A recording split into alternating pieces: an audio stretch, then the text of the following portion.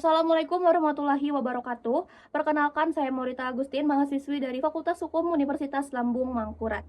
Video ini dibuat dalam rangka untuk memenuhi tugas ujian akhir semester dalam mata kuliah Hukum dan Politik. Dalam video ini, saya akan membahas isi atau substansi dari film Dirty Vote 2 yang tentunya sangat berkaitan dengan hukum dan perpolitikan di Indonesia. Dan pada bagian kedua, saya juga akan memberikan pandangan saya selaku mahasiswa hukum terkait musibah yang menimpa saudara kita di Provinsi Aceh dan Sumatera. Apakah bencana tersebut murni disebut sebagai bencana alam atau ada kaitannya dengan pihak-pihak tertentu? Film Dirty Vote 2 hadir sebagai refleksi kritis terhadap perjalanan demokrasi Indonesia setelah pemilu 2024. Dokumenter yang dibintangi oleh Bivitri Susanti, Ferry Amsari, Zainal Arifin Mohtar, dan Bima Yudhistira tidak sekedar memotret dinamika politik, tetapi juga membongkar bagaimana kekuasaan bekerja melalui berbagai instrumen, baik hukum, ekonomi, maupun struktur politik yang membentuk arah negara kita pada saat ini. Isi dari Dirty Vote 2 tentu sangat berkaitan dengan hukum dan politik. Film ini mengajak kita untuk menelaah bagaimana hukum seharusnya menjadi alat kontrol terhadap kekuasaan, tetapi dalam praktiknya justru sering berada di bawah bayang-bayang kepentingan politik. Begitu pula dengan struktur politik Indonesia, mulai dari relasi eksekutif ke legislatif, hingga peran partai politik dan oposisi yang seharusnya menjalankan mekanisme check and balances. Dokumenter ini dibagi menjadi 3 chapter dengan menggunakan kerangka analisis 3O, yaitu otak, otot, dan ongkos, untuk membedah strategi politik yang telah, sedang, dan akan berlangsung di Indonesia. Apa itu 3O dalam film Dirty Vote 2? 3O adalah otak, otot, dan ongkos, yang mana itu adalah kerangka utama yang digunakan oleh Dirty Vote 2 untuk menjelaskan bagaimana konsolidasi kekuasaan bekerja dalam sistem politik di Indonesia. Ketiga elemen ini tidak berdiri sendiri, tetapi saling melengkapi membentuk sebuah ekosistem kekuasaan yang kokoh, sulit ditembus, dan cenderung meminggirkan mekanisme demokrasi seperti check and balances, oposisi, dan transparansi publik. Saya akan menjelaskan secara singkat. Yang pertama dimulai dari otot. Otot merujuk pada alat pertahanan negara. Dalam konteks politik, otot dipakai untuk membangun situasi yang menguntungkan penguasa, mulai dari potensi intimidasi, manuver penegakan hukum, hingga regulasi keamanan yang dapat diarahkan untuk kepentingan politik.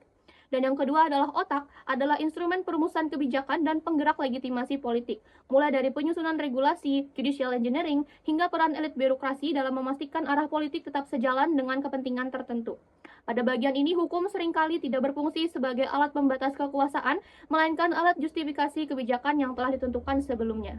Dan yang terakhir adalah ongkos. Ongkos merujuk pada kekuatan finansial yang menopang konsolidasi kekuasaan, aliran dana politik, proyek-proyek strategis, penguasaan sumber ekonomi, dan kedekatan oligarki.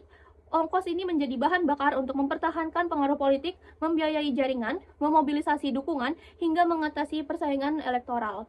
Film Dirty Vote 2 sendiri dibagi menjadi 3 chapter, dan saya akan menjelaskan dari masing-masing chapter tersebut. Kita mulai dari chapter pertama, yang mana dari chapter pertama ini saya terpikirkan sebuah judul, yaitu dari insecurity menuju konsolidasi. Chapter ini dibuka dengan rekaman pelantikan presiden pada 20 Oktober 2024, sebuah momen besar setelah kemenangan 58%. Suara yang secara angka terlihat meyakinkan, namun muncul pertanyaan, apakah kemenangan ini benar-benar sesuai dengan dukungan publik yang murni? Pada 100 hari pertama, approval rating presiden mencapai 80,9%, tetapi konteksnya menunjukkan bahwa presiden sebelumnya mengakhiri masa jabatan dengan approval rating 75%, sehingga ruang peningkatannya hanya sekitar 5%. Angka ini justru menggambarkan bahwa kenaikan tersebut bukan semata-mata hasil dukungan publik, melainkan efek popularitas rezim sebelumnya. Meski tingginya approval rating seharusnya memberi rasa percaya diri dalam pengambilan kebijakan, namun hal ini tidak terlihat pada banyaknya keputusan di awal pemerintahan ini. Belum genap 1 tahun menjabat, publik sudah dihadapkan pada rangkaian kebijakan kontroversial yang memicu kegelisahan dan kemarahan. Mulai dari kenaikan PPN menjadi 12%, penerbitan efisiensi anggaran yang memangkas 306 triliun sehingga mengganggu transfer ke APBD, hingga kebijakan redistribusi LPG 3 kilo yang membuat rakyat harus mengantri berjam-jam bahkan sampai menimbulkan korban jiwa. Di saat yang sama muncul kasus Danantara yang diisi oleh lingkar elit dekat kekuasaan, penolakan masyarakat terhadap RUU TNI yang dibahas secara tertutup dan menghidupkan kembali Dwi Fungsi ABRI, serta narasi publik yang meledak lewat tagar Indonesia gelap dan kabur aja dulu. Bahkan PPATK memblokir ribuan rekening dengan dalih dana mengendap. Di tengah rendahnya legitimasi yang terus tergerus oleh kontroversi, narasi inisiatif semakin sering muncul dari pihak pemerintah, seperti menuduh adanya musuh bersama, menyebut adanya pihak yang tidak ingin Indonesia maju, bahkan tidak lupa dengan memainkan isu antek-antek asing, atau menyebut demonstran dibayar oleh koruptor. Simbol budaya seperti bendera One Piece yang menjadi bentuk protes pun ikut dijadikan ancaman pidana yang menciptakan atmosfer ketakutan yang tidak proporsional. Di sisi lain muncul tindakan yang mengaburkan jejak sejarah seperti pernyataan yang menyangkal pemerkosaan pada Mei 1998 dan pemberian gelar pahlawan nasional kepada mantan Presiden Soeharto. Dari sini terlihat bagaimana pemerintahan mulai membangun fondasi konsolidasi kekuasaan melalui strategi 3O, otak, otot, dan ongkos. Pada ranah otot terlihat jelas penguatan instrumen pertahanan negara, salah satunya dengan adanya 52 perwira polisi aktif yang dibiarkan menduduki jabatan sipil. Padahal Undang-Undang Polri sudah menyatakan bahwa hal tersebut dilarang kecuali setelah mengundurkan diri. Pada saat yang sama, Undang-Undang TNI disahkan secara tergesa-gesa. Anggaran pertahanan dinaikkan meski negara sedang menjalankan efisiensi. Personel TNI organik diperbesar, komponen cadangan ditingkatkan, dan makna pertahanan diperluas hingga mencakup urusan sosial, mulai dari pangan hingga penertiban ruang publik. Banyak perwira aktif ditempatkan di jabatan sipil yang jelas-jelas melanggar Undang-Undang TNI. Bahkan figur-figur dari tim Mawar yang pada masa lalu terlibat penculikan aktivis kembali diberi posisi strategis. Semua ini adalah pola penguatan otot kekuasaan yang menunjukkan adanya upaya untuk mengamankan dukungan institusi militer dan kepolisian. Kita masuk ke ranah otak, konsolidasi dilakukan dengan merekayasa struktur hukum dan politik. Pemerintah membangun koalisi gemuk dengan merangkul sebanyak mungkin partai. Sekaligus menyebut bahwa oposisi bukan budaya Indonesia. Revisi Undang-Undang Kementerian Negara menghapus batasan jumlah kementerian sehingga Presiden bebas menambah menteri dan wakil menteri sebanyak yang diinginkan. Hasilnya Indonesia kini memiliki jumlah menteri dan wakil menteri terbanyak sejak reformasi. Relasi antara Presiden dan Jokowi juga dipelihara melalui simbol-simbol loyalitas seperti seruan hidup Jokowi, bahkan hingga kunjungan pribadi. Ranah terakhir adalah ongkos, yaitu pengelolaan sumber daya ekonomi untuk mempertahankan kekuasaan. Di level grassroots dibentuk koperasi Desa Merah Putih yang katanya untuk rakyat, namun justru mematikan BUMDes dan membuka peluang korupsi. Program MBG yang seharusnya ditujukan untuk bayi dan ibu hamil, yang seperti kita tahu sekarang ditujukan untuk anak-anak sekolah, juga dipenuhi oleh kontroversi karena dikelola oleh Kementerian Pertahanan. Padahal Perpres MBG belum ada sehingga tata kelolanya tidak jelas. Di tingkat elit, dan antara diisi oleh circle elit dan menerbitkan Patriot Bond yang membuat pengusaha harus rela kehilangan bunga 4,2% per tahun demi loyalitas politik. Pada dimensi internasional, Indonesia menjadi negara ASEAN dengan komitmen pendanaan Cina terbesar. Hal ini berkaitan dengan ambisi menghubungkan ongkos politik di dalam negeri dengan jaringan internasional, termasuk melalui proyek WUS yang membebani BUMN dengan utang besar. Pemerintah juga tetap membuka hubungan dengan Amerika Serikat dan bergabung dengan BRICS sebagai sebuah langkah yang menempatkan Indonesia dalam pusaran dua kubu besar dunia. Puncak dari instabilitas ini meledak pada prahara Agustus yang dimulai dari kenaikan tunjangan DPR dibarengi dengan joget-joget yang dianggap kurang pantas di tengah kesulitan rakyat. Gelombang protes besar pecah. Peristiwa ini menandai titik kulminasi atas akumulasi kebijakan yang tergesa-gesa. Penguatan instrumen pertahanan, rekayasa politik hukum, dan pemusatan ongkos politik pada lingkar kekuasaan. Masuk kepada chapter 2. Dalam chapter 2 ini saya menarik judul yaitu memenangkan pemilu 2029, membangun kapitalisme terpimpin, dan mengembalikan Undang-Undang Dasar 1945 ke naskah asli. Chapter 2 dari pembahasan Dirty Vote 2 membawa kita pada pertanyaan inti, yaitu untuk apa seluruh strategi 3O dibangun secara masif sejak awal pemerintahan. Film ini menunjukkan bahwa rangkaian langkah tersebut bukan sekedar respon terhadap kritis atau kritik publik, tetapi sebuah agenda jangka panjang yang diarahkan untuk 3 tujuan besar, yaitu memenangkan pemilu 2029, membentuk Indonesia dengan pola kapitalisme terpimpin, dan mengembalikan konstitusi kepada naskah asli yang akan membuka peluang kekuasaan presiden tidak terbatas dan supremasi militer yang kembali menguat. Pada Dirty Vote 1, pembahasan utama adalah politik gentong babi, bagaimana bansos digunakan untuk membeli suara rakyat, bahkan melibatkan aparat dari pusat hingga lokal. Fenomena ini berkembang lebih jauh pada pemilu 2024. Istilah parcok atau partai coklat muncul karena distribusi bansos dilakukan melalui Polri menjelang pencoblosan dan dibingkai sebagai kegiatan sosial. Padahal pembagian bansos bukan kewenangan kepolisian. Jelang pemilu, distribusi bansos meningkat drastis. Di Jawa Tengah, pembagiannya berjalan sangat cepat karena melibatkan kepolisian, ASN, dan militer. Semua pola ini seakan-akan menunjukkan bahwa bansos tidak lagi sekadar bantuan, tetapi menjadi instrumen politik yang sangat terstruktur untuk menyapu dukungan publik. Kita kembali kepada dui fungsi TNI, Dirty Vote 2 menunjukkan analisis yang lebih serius, yaitu pemenangan 2029 tampaknya akan menggerakkan Polri dan TNI secara paralel, yang ditunjukkan melalui militer yang menangani urusan sipil, mulai dari MBG sampai food estate, penambahan Kodam, dan juga urusan sipil yang diambil alih oleh militer ini akan berpengaruh kepada lapangan kerja, di mana ranah kerja untuk warga sipil mengecil, padahal pemerintah menjamin 19 juta lapangan pekerjaan. Namun pada kenyataannya, justru lahan pekerjaan itu semakin sempit karena diserap oleh prajurit aktif. Kemudian, tidak lupa untuk mengingat adanya mobilisasi PAM Swakarsa ala Orde Baru. Film ini mengingatkan pada pola ini mirip sekali pada era Orde Baru di mana kelompok-kelompok sipil bersenjata dimobilisasi untuk membatasi kebebasan berekspresi dan membungkam demonstrasi. Tujuan jangka panjang menjadikan Indonesia negara kapitalisme terpimpin. Film ini menyoroti kekaguman Presiden Prabowo pada Cina, terutama pada pertumbuhan ekonominya, kapitalisme negara, stabilitas politik, dan kepada figur Deng Xiaoping itu sendiri. Menurut film ini, Presiden melihat China sebagai model. Salah satunya adalah dengan adanya satu koalisi besar dengan menggabungkan partai-partai. Namun ada masalah yang mendasar, yaitu di mana China adalah negara dengan satu partai, sedangkan Indonesia adalah negara multipartai. Untuk meniru Cina, maka diperlukan koalisi besar tanpa oposisi, militer kuat yang mengurusi sipil, konsentrasi kekuasaan di pusat, kontrol ketat atas kebebasan berpendapat, dan pengendalian korporasi strategis seperti Danantara. Dalam film ini, hal ini dianggap berbahaya karena tidak ada jaminan apakah Indonesia akan menjadi seperti Cina.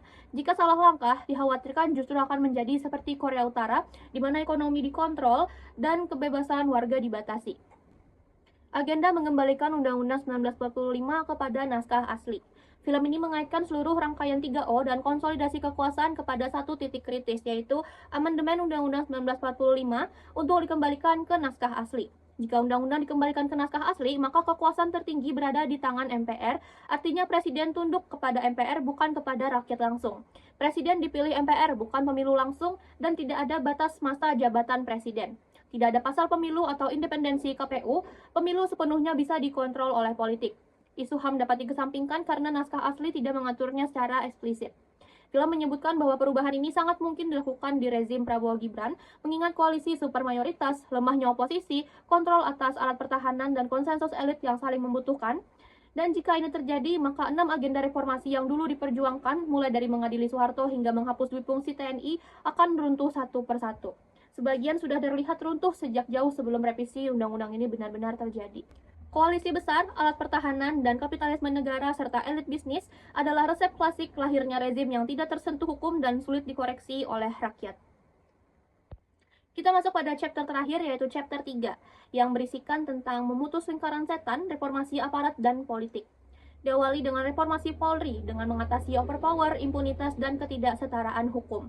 Film ini menyoroti bahwa Polri memegang kewenangan luar biasa luasnya, tetapi minim mekanisme pengawasan yang efektif. Akibatnya muncul 3 masalah besar, seperti brutalisme dan kekerasan berulang, impunitas struktural, dan ketimpangan akses keadilan antara rakyat biasa dan kalangan elit. Dirty Vote mendorong perubahan dengan melalui pengurangan kewenangan yang berlebih dan membatasi ranah intervensi Polri pada fungsi penegakan hukum yang proporsional, menghapus brutalisme, termasuk pembenahan SOP dan kultur di lapangan, perbaikan pendidikan dan kompetensi agar profesionalisme lebih kuat daripada kultur komando, memperkuat integritas individual dan kelembagaan, serta membangun sistem pengawasan independen untuk mencegah tebang pilih hukum. Dirty Vote menyatakan bahwa reformasi TNI dapat dimulai dengan mengembalikan TNI kepada fungsi pertahanan murni, tidak boleh masuk bisnis, membuka ruang transparansi anggaran militer tanpa mengganggu strategi militer, mereformasi peradilan militer agar pelanggaran pidana oleh personelnya dapat diadili di peradilan umum, serta menghentikan ekspansi jabatan sipil oleh prajurit aktif. Dalam chapter ini, Dirty Vote juga menyebutkan bahwa sekarang ini partai adalah alat milik kaum elit, bukan representasi rakyat. Dengan contoh seperti Megawati yang telah memegang posisi ketua umum selama lebih dari 3 dekade, dan Kaesang yang dalam 2 hari langsung menjadi ketua umum PSI. Dua contoh ini menunjukkan bahwa proses kaderisasi dan demokratisasi internal tidak berjalan. Banyak anggota dewan bahkan tidak tinggal di daerah pemilihannya. Mereka dipilih bukan untuk mewakili, melainkan untuk mengamankan suaranya. Beberapa kebijakan legislatif yang bermasalah, termasuk yang dihasilkan berdasarkan kepentingan politik jangka pendek, menjadi bukti bahwa fungsi DPR terkooptasi. Mahkamah Konstitusi pun dibatasi, dilarang melampaui batas ketika hendak mengoreksi proses legislasi. Temuan BPK mengenai permasalahan pendanaan partai dari APBN pun menunjukkan lemahnya tata kelola. Tanpa pembenahan, politik uang dan patronase akan terus berulang. Bahkan jika kita ingin membuat partai baru, syarat pendirian partai sangat mahal dan mengharuskan struktur nasional, yang menjadikan prosesnya rumit dan terkesan dipersulit. Akibatnya, partai-partai lokal yang sebenarnya punya basis organik tidak bisa tumbuh. Sistem ini memperkuat oligarki partai besar dan mematikan kompetisi politik. Jika politik dan penegakan hukum yang saat ini berlangsung terus berlanjut tanpa koreksi, maka Indonesia pada 2045 berpotensi memasuki era yang secara formal akan tampak stabil, tetapi secara substansi semakin jauh dari prinsip negara hukum yang demokratis. Dalam jangka 2 dekade, kita bisa melihat konsolidasi kekuasaan yang jauh lebih kuat, di mana lingkar elit yang sama menguasai institusi politik, instrumen hukum, aparat keamanan, hingga sumber daya ekonomi strategis. Pola seperti ini membuat pergantian pemimpin tidak lagi berarti pergantian arah, karena struktur kekuasaan berada di tangan kelompok yang itu-itu saja. Dalam situasi demikian, hukum dapat berubah menjadi alat legitimasi, bukan alat koreksi. Penegakan hukum cenderung selektif, keras terhadap masyarakat biasa, aktivis, jurnalis, atau kelompok yang mencoba mengawasi negara, tetapi lunak, bahkan protektif, terhadap mereka yang berada di lingkar kekuasaan. Ketika polisi dan militer tidak direformasi, ketika peradilan tidak independen, dan ketika legislasi terus diproduksi tanpa partisipasi publik, maka supremasi hukum akan berubah menjadi supremasi kekuasaan. Dampaknya adalah hilangnya rasa aman warga negara dalam menikmati hak-hak sipil, seperti kebebasan bicara yang makin terbatas, kritik makin rawan dikriminalisasi, dan wartawan yang menjalankan fungsi kontrol sosial menjadi semakin rentan. Dalam 20 tahun ke depan juga ada resiko bahwa Indonesia semakin tertutup politiknya dengan partai-partai besar yang menguasai hampir seluruh ruang politik dan rintangan pendirian partai baru semakin berat. Maka representasi rakyat akan semakin sempit. Daerah-daerah tidak lagi diwakili oleh figur yang lahir dari komunitasnya sendiri, tetapi oleh kader impor hasil keputusan elit partai. Jika pola ini dibiarkan, maka demokrasi prosedural akan terus berjalan, tetapi demokrasi substansif perlahan hilang. Di mata rakyat, hanya memilih tetapi tidak pernah menentukan. Pada titik itu, menjadi warga negara akan terasa berat karena negara berjalan tetapi tidak pernah hadir untuk mereka. Akan tetapi, skenario masa depan tidak bersifat tunggal. Di balik semua pesimisme tersebut, ada peluang generasi muda yang terus bertambah jumlahnya menjelang 2045, membawa potensi perubahan besar asal ruangnya tidak ditutup. Jika ruang sipil terus ditekan, generasi ini pun sulit untuk berkembang. Tetapi jika ruang demokrasi dipertahankan dan diperluas, maka anak muda bisa menjadi motor utama dalam membenahi institusi hukum, membangun budaya politik yang sehat, memperkuat partisipasi publik, serta menciptakan mekanisme kontrol terhadap kekuasaan. Karena itu, masa depan Indonesia akan sangat ditentukan oleh keberanian kolektif untuk bersuara pada hari ini. Berani menuntut proses legislasi yang terbuka, mekanisme check and balances yang berjalan sungguh-sungguh, kebebasan berkumpul dan berpendapat yang dilindungi, serta representasi politik yang benar-benar berasal dari rakyat untuk rakyat. Indonesia pada 2045 bisa jadi sebuah cerita kemunduran ataupun kemajuan. Semuanya tergantung dari bagaimana kita merespon situasi kita pada hari ini. Jika keresahan kita hanya dipendam, maka 20 tahun ke depan akan dikuasai oleh elit yang sama dengan kekuatan yang akan semakin sulit untuk ditandingi. Tapi jika keresahan ini menjadi energi untuk memperbaiki sistem, menuntut transparansi, dan memperluas ruang demokrasi, maka Indonesia Emas bukan hanya slogan, tetapi masa depan nyata yang bisa dinikmati oleh seluruh warga negara Indonesia. Bukan hanya segelintir orang yang sudah berkuasa sejak lama. Kedepannya, Indonesia membutuhkan langkah-langkah pembenahan yang tidak hanya bersifat teknis tetapi juga struktural dan kultural. Transparansi dan partisipasi publik harus menjadi prinsip dasar dalam setiap proses politik, khususnya dalam legislasi, agar rakyat tidak sekadar menjadi penonton tetapi menjadi benar-benar pemilik kedaulatan. Harapannya dalam 20 tahun ke depan, pemerintah dan lembaga negara dapat memperkuat mekanisme check and balances, membuka ruang dialog yang aman dan setara bagi masyarakat, serta memastikan keterwakilan politik diisi oleh figur yang benar-benar memahami kebutuhan daerahnya, bukan sekedar perpanjangan tangan oleh elit pusat. Indonesia juga harus memperluas akses pendidikan politik, menguatkan kebebasan berserikat dan berpendapat, serta menanamkan budaya politik yang tidak transaksional. Dengan begitu, cita-cita Indonesia Emas 2045 tidak hanya menjadi slogan, melainkan sebuah peluang nyata bagi generasi muda untuk membangun negara yang lebih adil, inklusif, dan berpihak pada seluruh rakyatnya, bukan hanya segelintir orang yang memiliki privilege. Kita masuk kepada bagian yang berikutnya, yaitu bagaimana pandangan saya selaku mahasiswa hukum terkait dengan musibah yang terjadi di Provinsi Aceh dan Sumatera. Tragedi musibah banjir yang terjadi di Aceh, Sumatera Barat, dan Sumatera Utara dibingkai dengan istilah bencana alam ataupun takdir, seolah semua ini terjadi di luar kendali manusia. Padahal ketika kita memeriksa fakta secara hukum dan sosial, jelas bahwa kehancuran ini bukan semata fenomena meteorologis, tetapi konsekuensi dari perusakan lingkungan yang sistematis dan pengabaian negara terhadap kewajibannya untuk melindungi rakyat. Narasi bencana alam justru menyamarkan tanggung jawab pelaku perusakan dan pemegang kebijakan. Fenomena siklon tropis ataupun curah hujan ekstrim memang nyata secara ilmiah, tetapi kerusakan masif yang terjadi di hilir bukan hanya karena hujan. Analogi sederhananya seperti kita bayangkan sebuah rumah yang atapnya dicuri. Kemudian ketika hujan turun dan membasahi serta merusak barang-barang di rumah tersebut, apakah kita akan menyalahkan hujan? Tentu tidak. Jadi, yang harus disalahkan adalah para pencuri yang mencuri atap tersebut. Yang mana di situasi ini, di Sumatera, atap pelindung itu adalah hutan dan ekosistem yang telah dirusak melalui konsesi sawit, tambang, dan pembalakan liar. Kejahatan ekologis itu bukan mitos. Gelondongan kayu bernomor yang hanyut menghantam pemukiman warga adalah bukti dari perusakan daerah aliran sungai yang dibiarkan berlangsung bertahun-tahun. Regulasi yang seharusnya melindungi lingkungan, seperti ketentuan batas minimal kawasan hutan, telah dipreteli melalui Undang-Undang Cipta Kerja yang menghapus ambang batas tersebut dan memutihkan lahan ilegal. Hal ini secara eksplisit mengubah perusakan lingkungan dari tindakan melawan hukum menjadi sesuatu yang diberi ruang legal. Dosa ekologis ini berakar jauh dalam sejarah kebijakan negara. Sejak era Orde Baru, lewat kebijakan investasi yang membagi-bagi hutan kepada segelintir elit, struktur kelembagaan telah dibentuk sedemikian rupa untuk memudahkan eksploitasi hutan. Alih-alih memperbaiki struktur ini, rezim saat ini justru memperparahnya dengan memperluas izin dan merelaksasi perlindungan lingkungan. Ribuan izin perusahaan kini mengepung Sumatera, menghancurkan daerah aliran sungai dan meninggalkan masyarakat tanpa sistem pertahanan ekologis. Lebih ironis lagi adalah bagaimana negara merespon ancaman yang sudah diprediksi oleh Badan Meteorologi, Klimatologi, dan Geofisika atau BMKG, yang mana telah mengeluarkan peringatan dini beberapa hari sebelum kejadian. Namun mitigasi darurat tidak dijalankan secara efektif. Tidak ada evakuasi massal, prosedur darurat macet, dan bantuan terlambat tiba. Bahkan anggaran bencana justru dipangkas di tengah kebutuhan mendesak. Dalam perspektif hukum administrasi, pengabaian peringatan dini ini berujung kepada kematian warga merupakan bentuk kelalaian berat oleh negara. Kebijakan negara yang kurang responsif juga tercermin dalam isu bantuan internasional. Bantuan dari diaspora Indonesia di luar negeri yang sejatinya untuk korban banjir justru dikenai pajak dan wajib melewati prosedur bea cukai yang rumit, sehingga menambah hambatan dalam proses penyaluran bantuan. Ketika solidaritas global ingin diaktualisasikan, kerangka birokrasi yang kaku justru memperlambat dan mengurangi efektivitas bantuan kepada rakyat yang paling membutuhkan.